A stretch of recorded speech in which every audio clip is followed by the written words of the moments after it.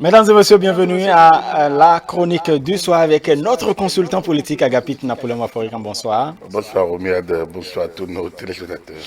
Voilà, après donc la confirmation du duo du parti FCBE, donc Alassane Soumanou Djemba, donc candidat au poste de président, et puis Paul Lompé, candidat au poste de vice-président.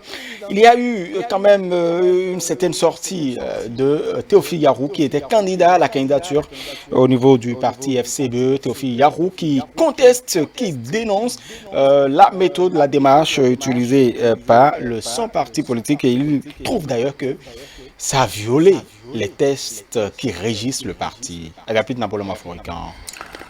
Écoutez, j'ai l'impression que nous avons affaire à la même musique, au même son et aux mêmes mélodies. Et enfin, si au fond de tragique et dramaturgie, donc du coup, franchement, je sais pas. C'est un débat interne au parti FCBE en principe. Mais exposé, puisque vous apprenez un certain nombre de choses, on a bien l'impression que dans les tout prochains jours, il y a certaines choses qui sortiront publiquement. On est habitué, on est habitué. C'est la même rengaine, c'est le même mode de fonctionnement, c'est le même. Les gens ne sont pas contents d'un processus, alors ils vont à la presse. Alors donc, on a déjà vu ça. C'est un peu c'est déjà vu.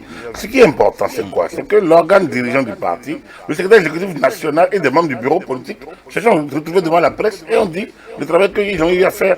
Bon, maintenant, des membres contestent. C'est ceux qui ont des voix internes de recours. Ou alors, ils doivent se référer aux institutions de la République. On a vu des partis devant la Cour constitutionnelle, des partis à la Cour suprême. Donc, ce n'est pas la première fois. Alors, je pense qu'en la matière, ça fait partie un peu. Mais ce qui est un peu dérangeant, oui, c'est que M. Yarou a fait quand même assez de déclarations. Tout récemment, quand il disait qu'il ne voyait pas le parti gagner et que le mieux aurait été d'abandonner. Il y a quelques jours. Alors, comment se fait-il que lui qui ne voudra plus, si les autres veulent, et postulent, et conduisent le processus jusqu'à la fin, mais il devait dire, alors de quoi il se plaint encore aujourd'hui? C'est pas lui qui va aux élections. Il se plaint parce qu'il n'est pas candidat. Non, mais il a dit que le parti ne gagnerait pas et qu'il fallait abandonner. Ça, c'est dit sur une radio à Parakou. Alors donc, il y a une sorte de cacophonie qui ne dit pas son nom. C'est vrai, c'est interne au parti FCBE, on n'a pas à s'y mêler, mais il y a quand même quelque chose qui va mal à ce niveau. En tout cas, il en a profité pour donner son avis sur la prorogation ou non du mandat du président Patrice Talon. Il trouve d'ailleurs que Patrice Talon a prêté serment pour faire 5 ans, et non 5 ans, une journée. Là, c'est son problème à lui, ça fait son problème. C'est son problème, il est libre de commenter un fait de l'actualité. C'est son droit. Voilà, en tout cas, eux, ils ont appelé les acteurs politiques à la paix. Donc, ils prônent la paix. Ce sont les membres donc, du Conseil économique des églises du Bénin, CONEB, en abrégé. La démarche du CONEB, comment vous la trouvez? Je la trouve plus saine, plus cohérente, plus inclusif, je veux dire, et pour une fois, je vais utiliser ce mot, plus responsable. Voilà, parce que le CONEB, par exemple, ne fait pas de distinction. Le message est clair, le message appelle à préserver l'essentiel. Au-delà des diversités, au-delà des débats inhérents en de pareilles périodes. C'est normal, les élections donnent lieu nécessairement à un déferlement de passion. Les élections donnent lieu à une sorte de découplement d'ambition, d'énergie. C'est normal qu'il y ait des chassés croisés, c'est normal qu'il y ait donc des diatribes pas toujours cohérentes, c'est normal qu'il y ait de la passion. Mais parfois la raison doit prévaloir et c'est à la raison que le CONEB appelle. C'est totalement différent d'un discours tranché, orienté et à la limite partisan auquel on nous avait un peu habitué un certain groupe. Donc là, je trouve la démarche elle est responsable et je pense que ce message doit être diffusé plusieurs fois pour que les citoyens comprennent quand même qu'il y en a qui en sont épris effectivement de paix et qui peuvent élever la voix, qu'il n'y a pas un seul groupe qui peut orienter le débat, mais qu'on peut encore élever. Le CONEB évoque les acquis de la conférence, mais ajoute du dialogue politique. Parce que justement, lorsqu'on s'oriente uniquement vers la conférence nationale, comme je vous l'ai dit, c'était une rencontre conjoncturelle. Ça a cimenté, ça a permis de repartir sur de nouvelles bases. Et le mieux, c'est de ne jamais penser revenir à ce niveau-là. Donc la conférence nationale ne doit plus revenir dans nos pensées parce que c'est la situation qui a conduit à une situation dramatique de mauvaise gouvernance, de mauvaises prévisions, d'indiscipline et d'absence du sens de patriotisme. C'est tout ça qui a conduit à la conférence nationale. Or, le dialogue politique national, c'est un dialogue cohérent, voulu par le chef de l'État en place, auquel des partis responsables ont participé et ont redonné de nouvelles orientations à une situation conflictuelle. N'eût été le jusqu'au-boutisme de certains, on serait dans un processus tranquille aujourd'hui, parce que tout ce qui a été demandé au niveau du dialogue politique national a été fait, les tests ont été repris, et depuis là, regardez, les tests que nous appliquons aujourd'hui datent de 2019, entre-temps on a pu faire des élections communales sans grand problème, et curieusement, on aborde la présidentielle et les gens s'agitent de tout part, comme si les tests étaient nouveaux. Donc, justement, vous parlez de tests, le CONEB a dit, nous appelons donc les uns les autres, dans le respect des tests en vigueur, à une présidentielle ouverte, juste, compétitive. Mais c'est exactement, mais je valide, c'est exactement ce dont on a besoin. L'état de droit force reste à la loi. Donc, dans le cas des textes en vigueur, régulièrement votés et qui sont nos lois, les gens doivent pouvoir aller aux élections. Comme je l'ai toujours défendu ici, que le parrainage ne doit pas être un objet de marchandage. J'étais clair là-dessus. Le parrainage est un parrainage d'élus et non un parrainage de partisans. Donc, ça, c'est la deuxième chose. Celui qui monte son dossier et qui va le soutenir doit pouvoir obtenir son parrainage. Il n'y a pas de problème. Mais après, quand le gars dit je n'ai pas envie de respecter la loi, c'est moi qui impose ma lecture. Mais ça bon, il ne le dit pas comme ça, il dit... Bon, pour utiliser quelques propos, je ne veux pas aller quémander. Oui, mais il n'est pas le seul. On dit non, on ne dirait jamais le parrainage, qui ira demander à des députés nommés le parrainage. Donc, il y en a qui décident de quel droit, enfin, de quelle loi à quelle loi ils vont se soumettre, quelle loi ils doivent respecter, quelle loi ils ne doivent pas respecter, quelle est l'institution. Non, ça ne peut pas, c'est pas cohérent, ça n'existe nulle part. Donc, c'est pas ça la démocratie. Je pense que l'appel du CONEB mérite d'être lu et relu. Lu et relu par notre classe politique. C'est un communiqué bien dosé, rédigé par des gens vraiment responsables et qui méritent d'être salués. Très bien. Nous allons finir par ce recours, les recours. Nous sommes, c'est bien la période, on s'y habitue désormais. Agapit Napoléon Mafourika, un recours devant la Cour constitutionnelle contre, bien évidemment, l'Union progressiste.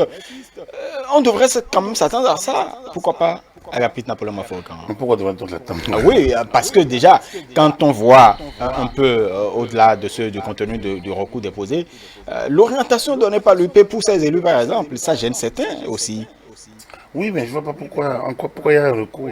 En fait, l'UP n'a fait que de donner des orientations. L'UP n'a pas donné de dictat. L'UP ne peut pas imposer à des élus. L'UP a donné sa vision des choses. Et en quoi ce que l'UP dit viole la Constitution, ça ne viole. Moi, je ne vois pas où ça viole la Constitution. C'est sa manière de voir, c'est son point de vue. Après, l'élu n'a pas de mandat impératif à recevoir. Donc, du coup, l'élu prend ce qui... Par contre, quand les élus disent, moi, je ne donnerai pas à des partis que si mon parti... Alors, ces propos-là peuvent être attaqués par les gens. Un élu ne peut pas... Parce qu'on a entendu beaucoup à la Sénat. Voilà. Voilà, c'est vrai que l'UP a dit telle chose, mais j'irai voir mon parti. Non, ça c'est pas des comportements d'élus. Je pense que nos élus, c'était un besoin qu'on les recycle ou qu'on leur apprenne leur mandat, le contenu, le sens de leur mandat. Et c'est eux qui en rajoutent un peu à la confusion. C'est eux qui créent parfois cette confusion dans les esprits. J'espère bien que la Cour constitutionnelle va essayer donc de rentrer dans le fond de ce dossier-là. Là maintenant, il est question d'une interprétation. Est-ce qu'un parti peut donner des instructions à des élus? En principe, c'est non. En principe, c'est non. Mais les élus ne sont pas tenus par ce que le parti a dit. Après, on me dira, et on me l'a posé Et donc, sur c'est juste une non, recommandation. non, on me l'a posé sur un plateau, que c'est de la discipline du parti, que ne pas respecter les directives du parti, c'est de ne pas respecter le parti.